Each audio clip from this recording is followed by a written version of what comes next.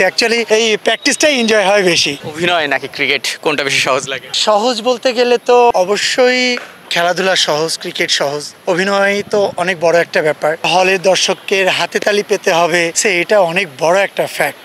চৌধুরী কার বায়োপিকটা করতে চায় বা কার ইচ্ছা? মাশরাফি বিন মুর্তজা এক কথা আমার ফেভারিট খেলোয়াড় উনি। ছোটবেলা অনেক ভরি ভরি স্মৃতি। আমরা দুই ভাই, এর জন্য আব্বু কি করতো, আমাকে 6টা স্ট্যাম্প কিনে দিত, ব্যাট কিনে দিত একটা, আবার ওকেও দিত, যাতে দুইজনে কখনো আমরা মারামারি না করি আর কি। এবার প্রিপারেশন বলতে গেলে তো দুইটা তো ভিন্ন কথা, ভিন্ন খেলা। গতবার খেলেছিলাম আমরা টার্পের বল দিয়ে, এবার খেলবো আমরা একদম প্রফেশনাল ক্রিকেট বল দিয়ে, ব্যাট প্যাড থেকে শুরু করে সবই প্রফেশনাল। সো এটার প্র্যাকটিসের অনেক বড় একটা ব্যাপার। যারা রেগুলার না খেলে তাদের জন্য একটু কষ্টের ব্যাপার হয়ে যাবে এটা খেলা। সবাই যে পরিমাণে সিরিয়াস, যে পরিমাণে প্র্যাকটিস করতেছে, আমার মনে হয় না মাঠে তাদের আমার কোনো প্রবলেম হবে আর কি। আমার তো সবসময় আমি অ্যাটাকিং ক্রিকেট খেলতে ভালোবাসি। আমি বলার যেই হোক না কেন, আমি একটু অ্যাটাকিংই খেলি। এখন ব্যাটে বলে যদি ওইভাবে কানেক্ট হয় তা আমার মনে হয় যে 4-6 হবে, বিকজ আমি ছোট বাউন্ডারি খেলা খেলতে পছন্দ করি না কখনো। আমি সবসময় টপে বড় খেলার পছন্দ করি, সবসময় বড় হিটগুলো করি। সো যদি কানেক্ট হয় আমার মনে হয় আগের মতোই খেলাটা হবে আর কি। প্র্যাকটিসটা কেমন চলছে সহকর্মীদের সঙ্গে? হ্যাঁ, খুব ভালো, অনেক এনজয় করতেছি। অ্যাকচুয়ালি এই প্র্যাকটিসটাই এনজয় হয় বেশি। মাঠে গেলে তো একটা প্রতিদ্বন্দ্বী শুরু হয়, আমার সব ক্লোজ ফ্রেন্ডরা সব এক একজন এক এক দলে। প্র্যাকটিসে আসার পর অনেক মজা হয়, বাট মাঠে গেলে তো কঠিন সিরিয়াস। আমি ওর ফ্রেন্ড কিনা সেটাও ভুলে যায় অনেক সময়। সো আমরা সবাই মাঠে গেলে সিরিয়াস, এখন প্র্যাকটিস করতেছি, সবাই খুব এনজয় করতেছি। অভিনয় নাকি ক্রিকেট, কোনটা বেশি সহজ লাগে? সহজ বলতে গেলে তো অবশ্যই খেলাধুলা সহজ, ক্রিকেট সহজ। অভিনয় তো অনেক বড় একটা ব্যাপার। খেলাটা তো আমার নিজের ব্যাপার, আমি ভালো খেললেও আমি, খারাপ খেললেও আমি। কিন্তু অভিনয়টা করে আমার দর্শকের মন জয় করতে হবে, আমার হলের দর্শকের হাতে তালি পেতে হবে, এটা অনেক বড় একটা ফ্যাক্ট। জয় চৌধুরী দেখেছি দুর্দান্ত খেলে, বলও করে ভালো। আর সেক্ষেত্রে যদি জানতে চাই, আমাদের দেশের অনেক ক্রিকেটার আছে, সেক্ষেত্রে কারো বায়োপিকে যদি সুযোগ হয়, জয় চৌধুরী কার বায়োপিকটা করতে চায় বা কার ইচ্ছা আছে? আমি মাশরাফি বিন মুর্তজা ভাইয়ের বায়োপিকটা করার ইচ্ছা আছে। হাইট, বল, ব্যাটিং, মানে মোটামুটি সব মোটামুটি আমিও মানে এক কথা আমার ফেভারিট খেলোয়াড় উনি। আর উনি যে টাইপের খেলা খেলে আমি ওই টাইপেরই খেলা খেলি।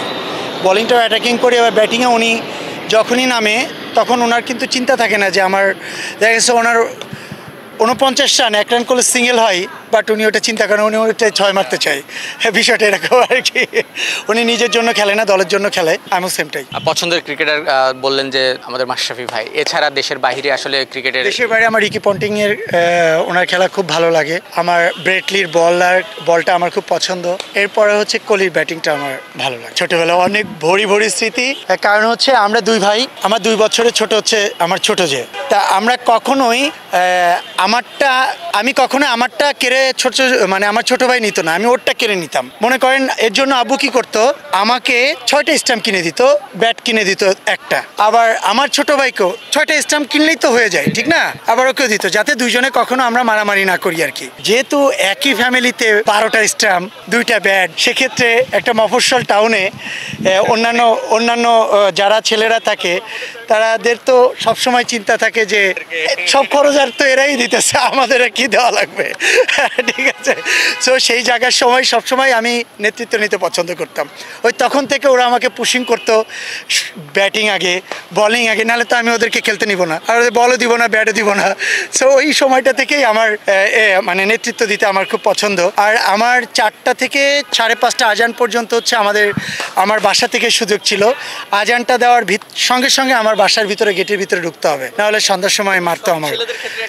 কমন একটা ব্যাপার, রুটিন করা থাকতো, লেখা থাকতো, আম্মু বাবু লিখে দিত। এটা সিরিয়াস, এগুলো অনেক মিস করি। ভাই সবশেষে যদি জানতে চাই, এবারে কি ফাইনালটা হচ্ছে?